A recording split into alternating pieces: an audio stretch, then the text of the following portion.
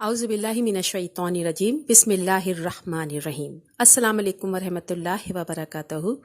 नज़र लगना बरहक है और नज़र बद के मरीज़ों को मौज़तीन लाजमी पढ़ना चाहिए। इस हवाले से ऐसे लोगों को किस तरह के ख्वाब आते हैं कि उसे अंदाज़ा हो जाता है कि उन्हें नज़र लग चुकी है।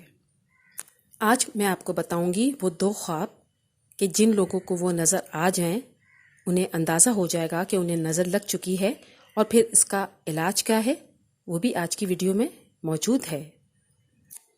जिन लोगों को नज़र बद लगती है उनको पहला ख्वाब अक्सर ये आता है कि वो ऊपर चढ़ रहे हैं और वो नीचे गिर चुके हैं। यानी कि अक्सर ख्वाब में देखते हैं कि ऊपर से नीचे की तरफ गिर चुके हैं। ये मसनद अहमद की हदीस के अंदर भी है कि नज़र बद लगने वाले इंसान को अक्सर ऐसे ख्वाब आते हैं कि वो अगर किसी सीढ़ी पे चढ़ रहा है या किसी पहाड़ पे चढ़ रहा है तो वो अक्सर नीचे गिर जाता है। इस ख्वाब का मतलब है कि ऐसे शख्स को नज़र लग चुकी है।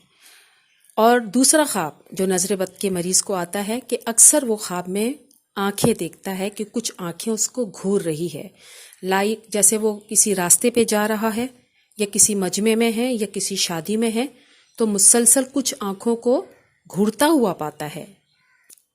यानी कि ये वो दो ख्वाबें, अगर कुछ लोगों को ये ख्वाब मुतवातिर आ रहे हैं तो उससे ये अंदाज़ा लगाया जा सकता है कि इन लोगों को नज़र लग चुकी है।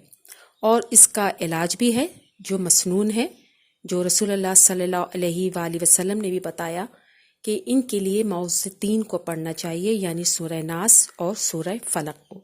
इसके अलावा आयतुल कुर्सी को भी रोज़ाना इनको पढ़ के न सिर्फ अपने ऊपर दम करें बल्कि इसका दम किया हुआ पानी भी आप रोज़ाना पिएंगे तो इंशाअल्लाह ताला नज़र बद से महफूज रहेंगे।